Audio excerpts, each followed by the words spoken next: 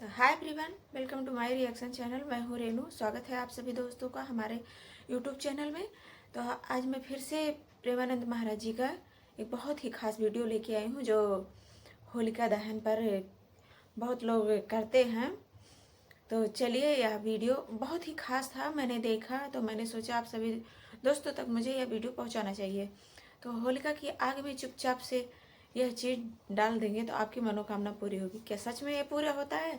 तो चलिए, पूज्य श्री प्रेमानंद महाराज जी के द्वारा हम यह वीडियो देखेंगे।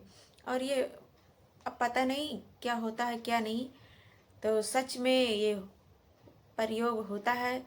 अगर आप लोगों तक मैंने सोचा कि पहुंचा दूंगी, आप लोग करेंगे।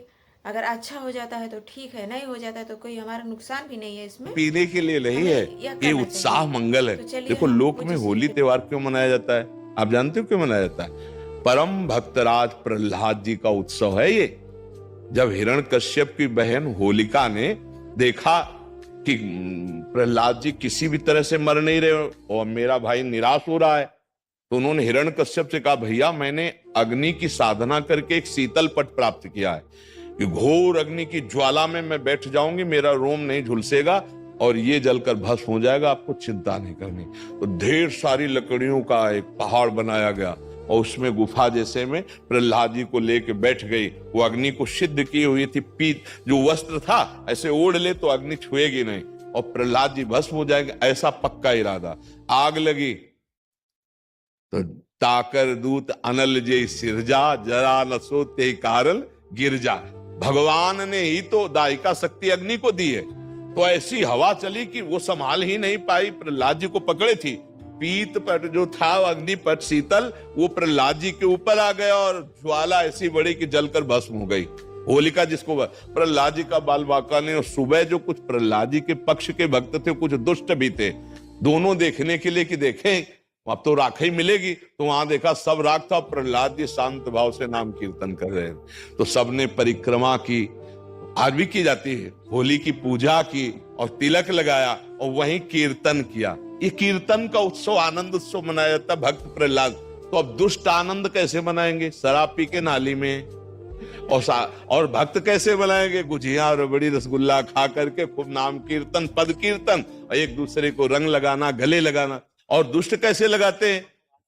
हाँ, दुष्ट लोग शराब पीते, नाली के और ऐसी गंदी गंदी चीजें नहीं, वो कोयला मुंह में लगा, ऐसी होली नहीं खेलनी चाहिए। वो हिरण्यकश्यप के पक्ष के लोग होते हैं। हाँ, प्रहलाद जी के पक्ष के परस्पर लगा के चरण छू के एक दूसरे के घरों में जाते, पद गायन करते, होली के लिए करते। तो हमारी सबसे प्रार्थना है कि गंदी होली मत खेलना, कोई नशा मत करना, शराबाज, खूब अच्छे अच्छे पदार्थ बनाओ, खाओ पियो और एक दूसरे को रंग लगाओ, होली उत्सव मनाओ। लेकिन ऐसे गंदी बात, ऐसे गंदे लोगों का संग, कि होली के पर्व पर हम सबसे प्रार्थना करते हैं कि कोई भी व्यसन किसी तरह का ना किया जाए। ये मांगलिक भक्त उत्सव है। भक्तराज प्रहलाद जी के उत्सव में हम ये होली का उत्सव मनाते हैं। इसका रहस्य है भक्तराज प्रहलाद का उत्सव।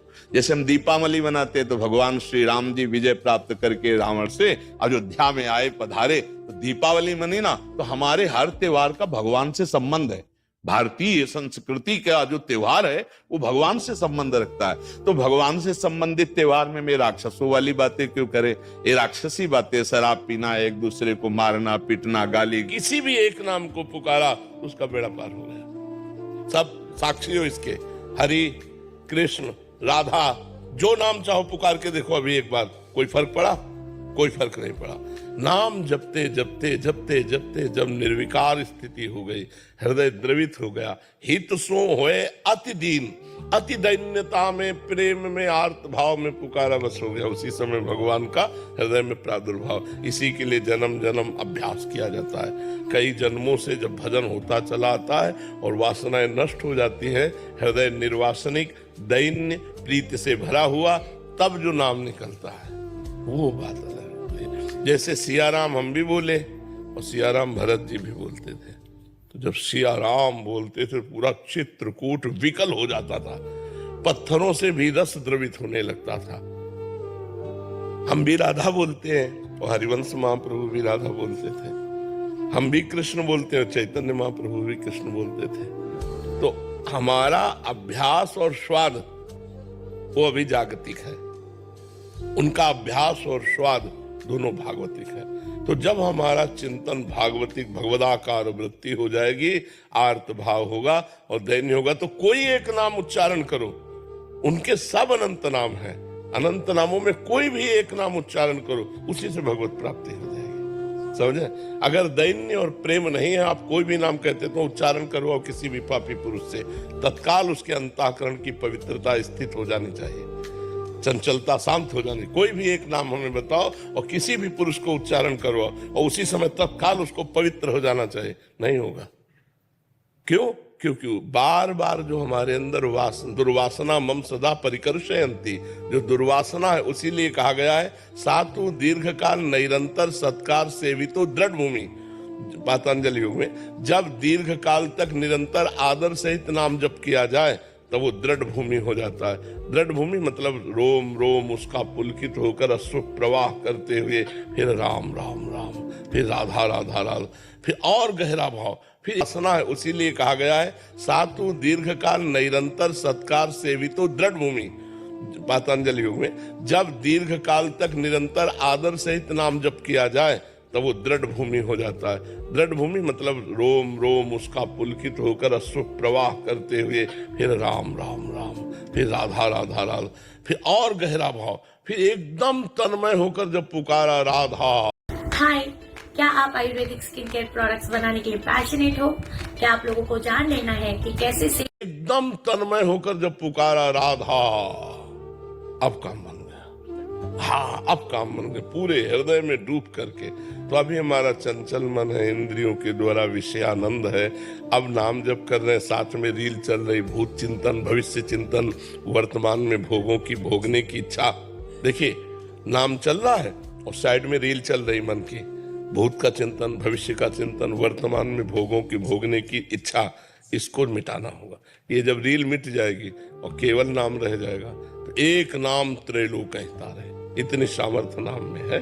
पर वो सामर्थ्य तभी आएगी जब बार बार जप करेंगे, बार बार अव्यावृत भजनात्, बार बार हम नाम को दोहराते रहे, जपते रहे, तो फिर हमारे हृदय की अज्ञान अविद्या वृत्ति जब नष्ट होगी तब जो नाम होगा वो फिर भगवान को आकर्षित करके प्रकाशित कर लेगा। डॉक्टर प्रहलाद सोनी जी, रामसमुंद नाथद्वारा से।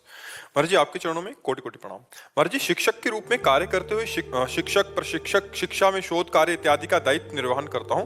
22 महीनों से प्रत्यक्ष राधा केली को जाकर एवं प्रत्यक्ष रूप से ऐप, यूट्यूब, फेसबुक माध्यम से गुरुदेव आपके वचनों को सुनता हूं, धारण करने का पूर्णतः प्रयास कर रहा हूं और साधना में गतिशील भी हुआ हूं। महाराज जी, जहाँ इष्ट के साथ गुरु का अभेद प्रतिपादन किया है, वहां सेवक जी महाराज जी ने गुरु के साथ ईष्ट की अभिन्नता प्रतिपादित की है। परिणाम स्वरूप जहां अन्य मार्गों में ईष्ट में गुरु का अंतर्भाव हो गया है, वहां श्रीहित धर्म में ईष्ट का अंतर्भाव गुरु में हुआ है। वैसे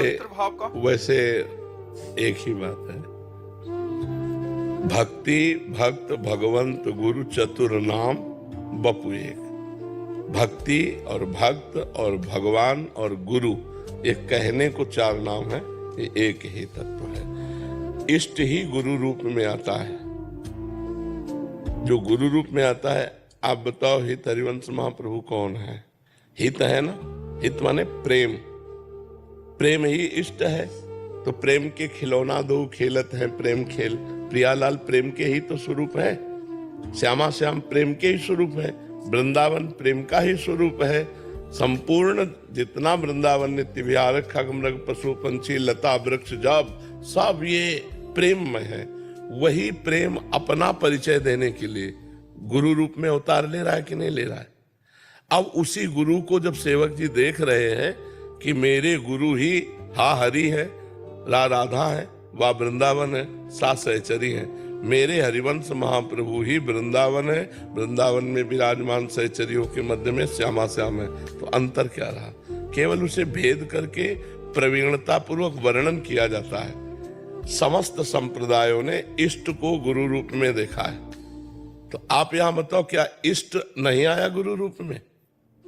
आप विचार करो। अब हम इधर से देखते हैं, वर्णन करना शुरू करते हैं कि मेरे गुरुदेव ही आचार्य हरिवंश महाप्रभु है, आचार्य ही प्रिया प्रीतम है, कोई अंतर नहीं। तो कोई अंतर लगा क्या?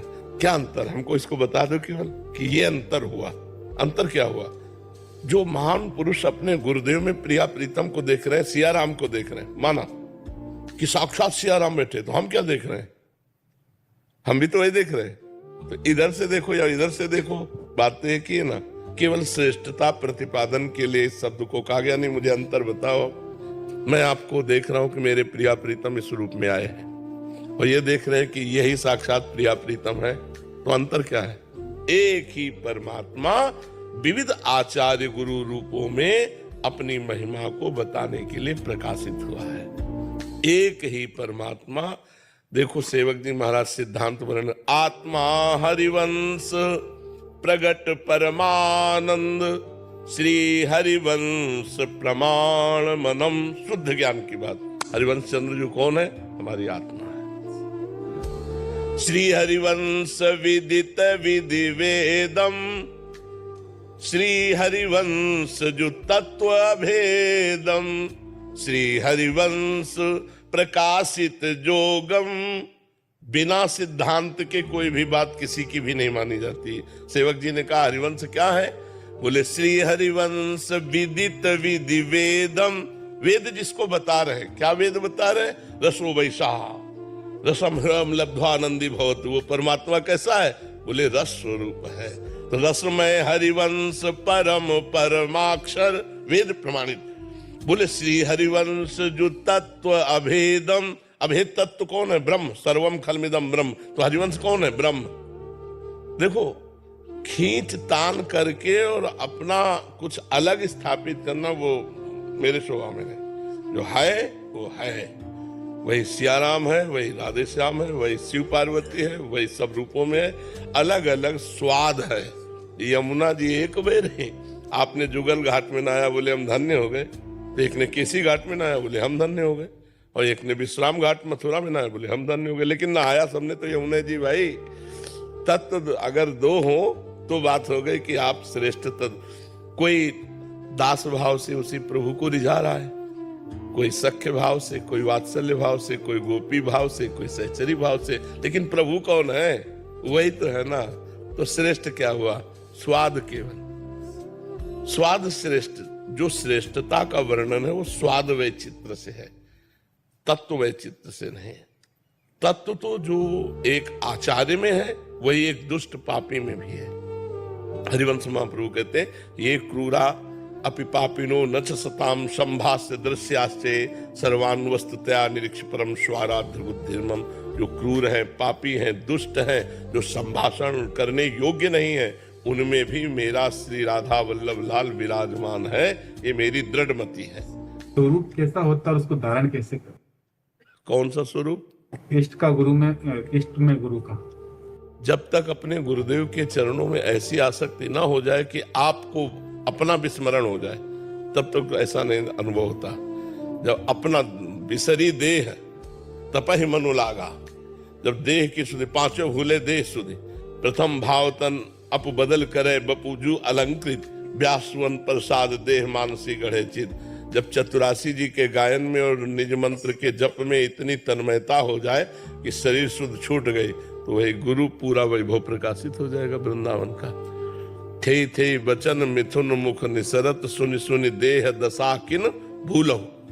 ये प्रियालाल के रस लीला का गायन करते करते ऐसी तन्मयता हो जाए, कभी 1 मिनट शरीर को भूल जाओ। 1 मिनट नींद के अलावा। नींद में तो सब कोई देहातीत रहता है लेकिन जागृत अवस्था में देहातीत अवस्था 1 मिनट, तब बात बने। गुरु का स्वरूप और आपके स्वरूप में इतना अंतर नहीं है। आत्मा एक ही है।